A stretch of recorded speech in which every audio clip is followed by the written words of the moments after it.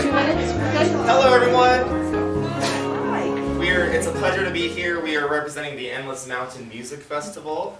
We're going to play some music for you today and talk to you about some string instruments in the orchestral family of instruments. I'd like to introduce myself. My name is Ray Reinebach. I'm from Los Angeles, California. Hello, my name is Emily Madonia. I also play violin, and I come from Houston, Texas. Mark Kazmala, cello in New York City. And I'm Alex McLaughlin. I play the viola, and I'm from Woodstock, New York. So today we have string instruments in the orchestra. These instruments are known for having, of course, they have strings that can be plucked. And we use what's called a bow. All of us use it, and it has, can anybody guess what kind of hair this is from? I'll give you a hint. It's an animal. What do you think? Horse. A horse. How did you know that? That is completely 100% correct. Very, he deserves an award. That is awesome. Bravo. So we all use bows that have horsehair on it, and what happens is we play on the string, and it makes the string vibrate. Okay, so I'll just give you a little demonstration. So, and that's what we do. Okay, those strings can also be plucked, and this is called pizzicato. Can you say pizzicato? Pizzicato. Okay. So, with that said, we are going to play some music for you. But as far as violin goes, are there any questions so far about it? Anyone have any questions? Okay. So when we're using the bow, we do what's called arco. Can you guys say arco? Arco. So that's when we're using our bow. It's an Italian word. And then what was it when it's plucked? Do you remember? Pizzicato. Great. So you'll see us doing those two techniques together. All right.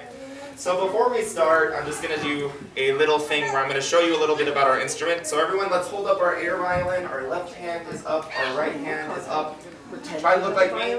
Now we're going to go, I'm going to show you bow direction. So this is called down bow with our bow. All right, down bow. And this is up bow. Can we all do that together? Down, up, down, up. Can we go down, down, up, up? Down, up, up. How about down, up, down, up? All right, so that's kind of what it's like to play the instrument. You're going to get to see what we're doing.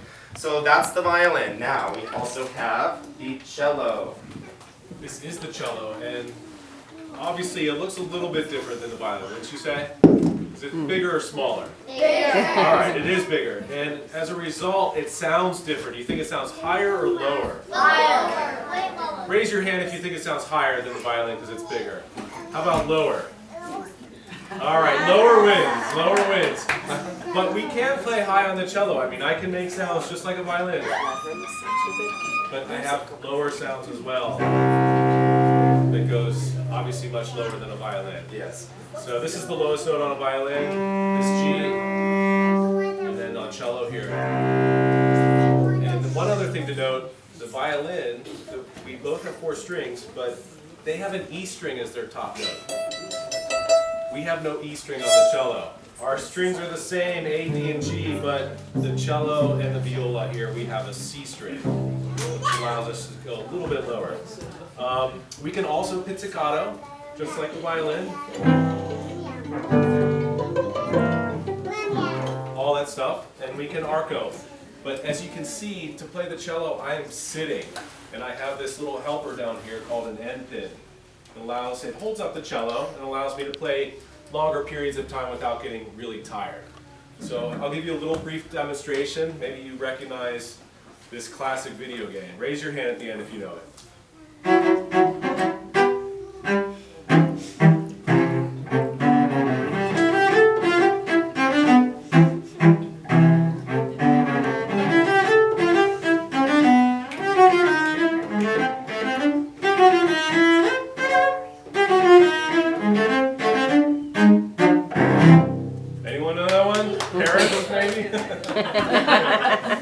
All right, Mario Brothers. And one other thing, there's a famous shark movie that features the cellos. It goes even further back in time, but maybe you guys have heard something like this.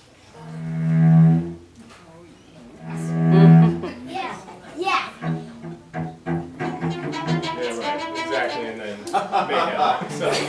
That is the cello. Thanks for listening. So now we have our middle member of the orchestra right here. And that just leaves this guy, which is kind of the middle of the extremes between the violins and the cellos. We call this the viola. And it shares a lot of similarities with the violin. When we play the violin, we hold it on our shoulder like this. And the cello, of course, as Mark just explained, he has to sit down because it's a very big instrument and gets tired very easily, so he needs a little rest after a while.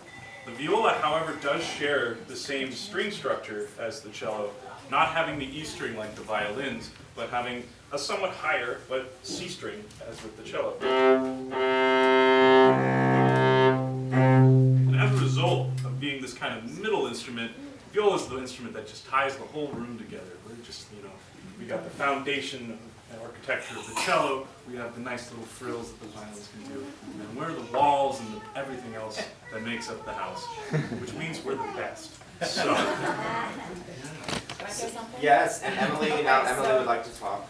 This is also a violin, so I'm not going to tell you about violins, but you're probably wondering, why are there two violins and a viola and a cello? And in the orchestra, it's the same way. We have a first violin section and we have a second violin section. And they play different parts, even though they're the same instrument.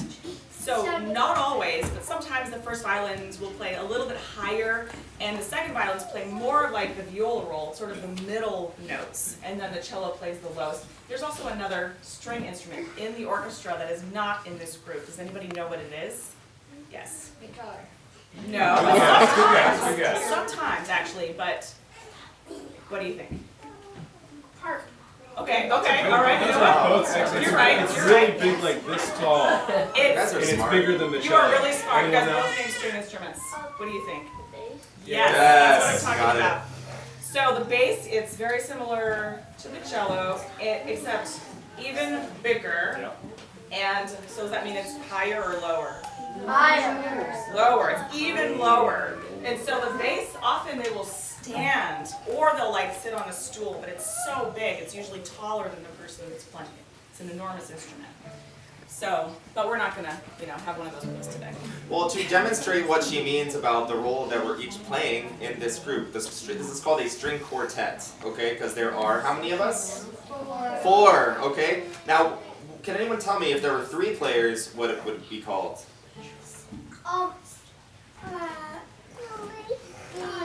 No. It would be called a trio, okay? But what we're gonna say for what Emily said about each instrument has a role that we play in the orchestra, okay? So we're gonna play what's called a chord for you, and we're gonna start from the lowest note to the highest note. Okay, let's do a C major chord. So C, so he's playing the lowest note, and he's gonna play the second lowest note. And then we have the third, the second highest note, the fifth, yeah. Yeah, and then now I'm playing the highest note. I'm playing G major chords.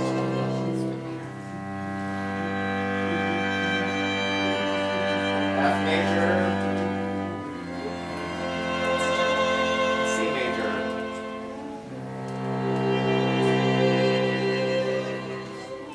So you see, we all make harmony together and music together, okay?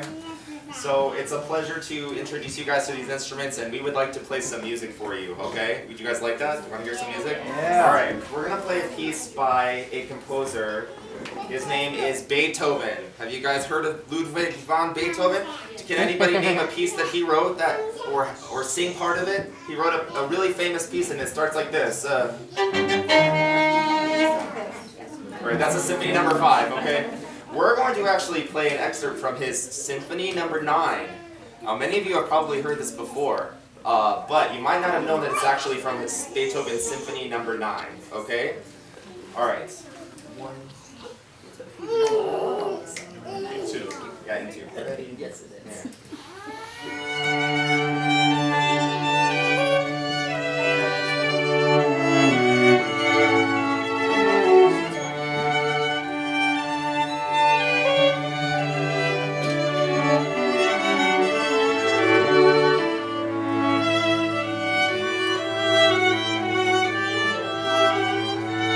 Yeah.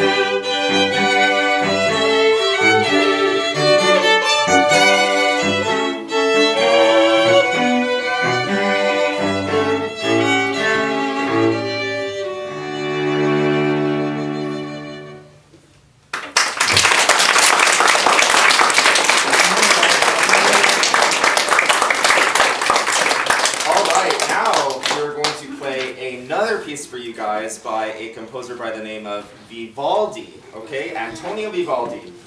He was an Italian composer in the Baroque era of music, which was around 1650 to 1750. All right, so this is called Allegro from the Concerto in E major by Vivaldi called Spring.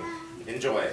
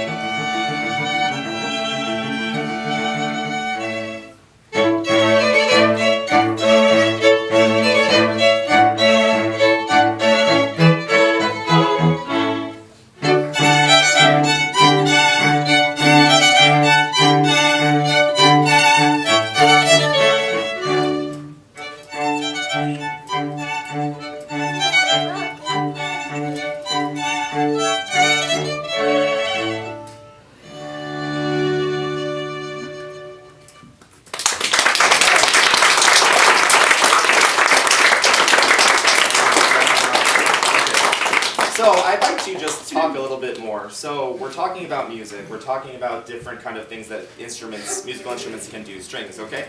So sometimes like, how many of you guys have seen, can anyone think of like a movie that they've seen they really like the music for? Is there any movie that you really like the music for? Well, I just wanted to talk a little bit about what our instruments can do, different kind of sound effects, okay? And we can be kind of scary, we can be kind of ominous, we can provide different moods for things, okay? So I wanted to demonstrate a little bit. Why don't we just we're gonna do something kind of scary, okay? All together. Yeah, get ready for it. So what we're gonna do is, we're gonna just pick, so I'll play a G, play B flat, like a C sharp, and you play an E, okay, in any octave, or play octaves. We're going to do an effect that's called sul ponticello, and that means we're going to play close to our bridge, and we're also going to move it really fast, which is called a tremolo. And sometimes this kind of effect is used like in a horror movie, or like to make it sound really creepy, okay? So, like do an accent and then play sul pont, like a really soft. You ready? And I go down a half step. I go back up.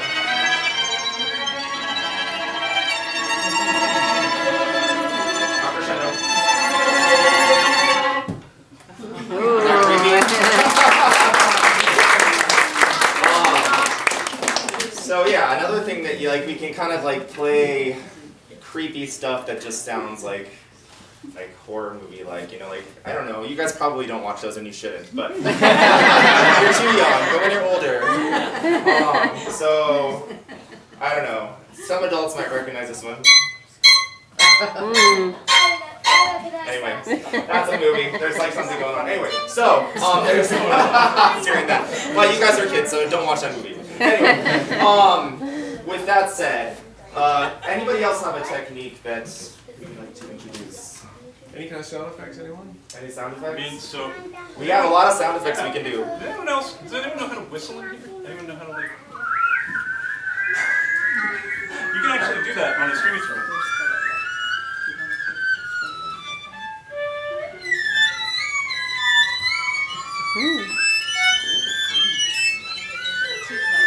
Yeah, those are called harmonics.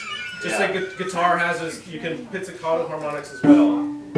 Those are pizzicato. Remember I pizzicato? don't have to keep my fingers down for the sound to It's still keep coming. Right. Yeah. And We have another cool thing. Sometimes we don't always play with the hair. We play with the stick, the wood part of the bow, and that's called coleño. And you get, this is actually also used a lot in scary movies, but in other things. But let's all do some coleño. want to do planets? Yeah. Okay. Ready? Yeah.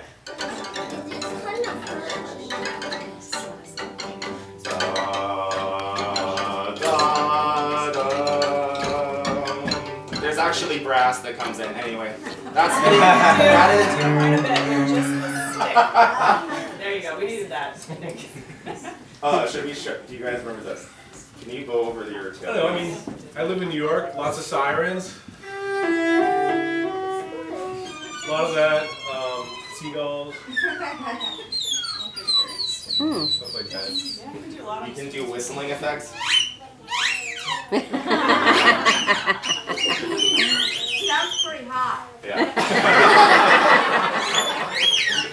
All right, so you know what? Because we're talking about different moods, about how music can be scary, about how it can be happy, like Beethoven, the Ode to Joy, that was happy, the Beethoven Sonata. We can also do things that are sad and make you feel like someone's, you know, like your heart is breaking. And hopefully none of you have had that experience, of course. But anyway, so we're going to play something sad for you. And just think of things that are sad, all right?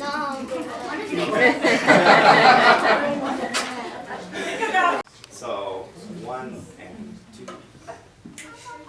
Me too.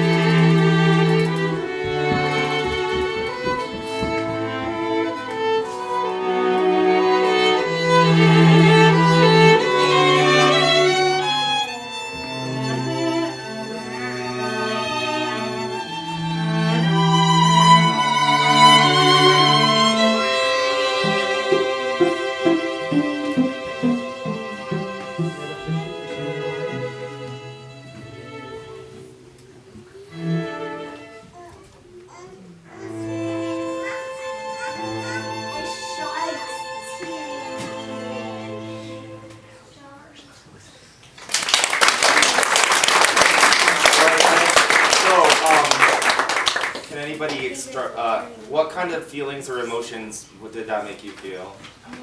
Sad. Did it make you feel sad? But was there anything else about it that it made you feel that it just wasn't just sad, but anything else? Like, it made me think of my chicken. Made me think of my chicken that we got rid of yesterday. Oh, I'm so sorry. Yeah, you know, see, so sometimes music can make you feel different things and different emotions, and you know, if you listen to music and classical music, that's what we try to do as musicians, is make people feel things. So I encourage all of you to listen to classical music, to listen to music and just experiencing it for yourself, okay? And with that said, we'll play one more song for you guys. What would you guys like to play? Something lively. Something lively. Let's play something less sad. Let's do something happy so you guys can all leave today feeling excited, okay? Christmas songs? Yeah. Christmas songs. Yeah. Twice maybe? Sure. Great guys. Alright, so we're gonna play a song for you called La Réjouissance. I think I pronounced that right. I don't speak French. Does anybody speak French here? Mm-hmm. How do you pronounce it? La Réjouissance? I don't know. Is that correct? I don't know. I don't speak French. So. Emily does. La réjouissance. Réjouissance. Oh, okay. That's okay, very cool. She's gonna announce the piece. Can you announce the piece for us? It's called That by George Friedrich Handel. Can you say it one more time? By George Friedrich Handel. Okay, 1, 2, 3.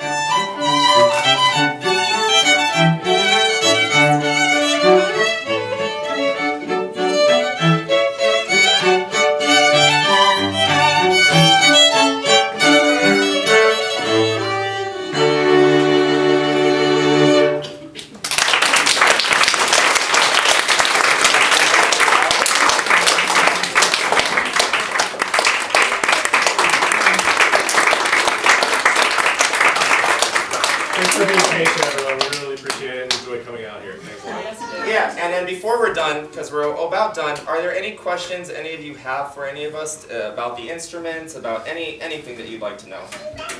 So, how, like, I don't really know how you tell, like, the music notes, but I kind of do. Okay. Like, I've done that on my uncle's piano notes. Cool. Awesome. I can kind of get the notes. Yeah, well, that's something if you would like to learn. We all teach music, but we don't live in town, so we do. Some of us teach internet music, so if any of you would like a teacher and want to learn online lessons, one of us can do that, so let us know. Yes, and that's a great way to start is by getting a teacher and learning how to, everything works. And that's very exciting. I recommend all of you studying an instrument because it will be very educational, fun. It's something that you can do your whole life, okay? Any other questions? How long do you guys practice, like daily?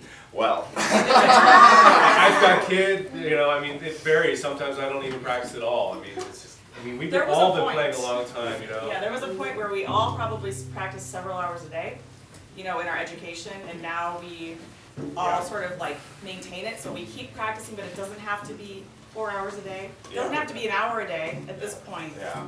But you do need to, most people, you do need to maintain the level of playing. So I personally try to do at least an hour a day, but when I'm doing serious rep, like 2 to 3 hours. If I'm doing, really a lot, maybe even more than that. So it just depends on what we're working on and that. When I was in college, when I was preparing for like recitals and stuff, or if I am preparing for a recital, I mean, sometimes it could be even as long as like 5 hours, which is very grueling, with breaks. But I mean, I would practice in the practice rooms in college, like in the middle of the night for like 5 hours.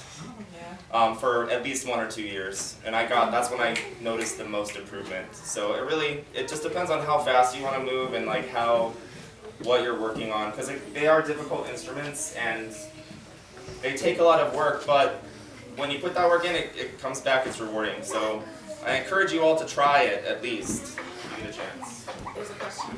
How old were each of you when you started that instrument? I think I started on viola, I think I was 7 years old. So. About 10 for me. I was 10, which is considered kind of late these days. I was 3. Oh my gosh. Yeah, and I actually started on piano when I was 5, and I played trombone in elementary school, and I started violin actually when I was 12, which is actually a later start as well. But I was singing with family before that and doing other kinds of musical things. So learning to read music at a younger age. So that's usually key. In the back. I play saxophone. Nice. Oh, cool. Awesome. We love sax. Could have Sax is accompanied great. today. Yeah. But I encourage you all to take music lessons if you get a chance, and to keep music a part of your life. And I hope Go you to concerts. go to concerts. Come to Endless Mountain concerts this weekend, if you can get a chance. Okay. So I hope you Kids are enjoyed our always presentation. free. And Yes, kids are yeah, always kids are free. So come check it out. Hope you enjoyed our performance. Thanks again. And thank you again. Thank you. Yes. Thank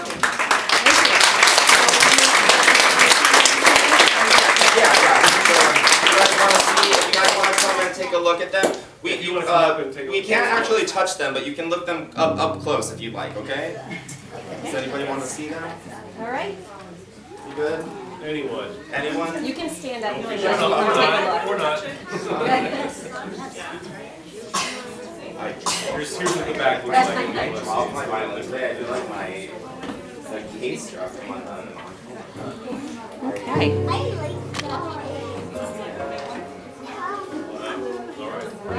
All right, guys. Thank you. All right. Thank you. Oh, here, focus. Go ahead. One person. Totally, is what it looks like. It's made of wood, different kinds of wood depending on the violin. These are the 4 strings. They can be plucked, they can be bowed. It's cool, isn't it? Very cool.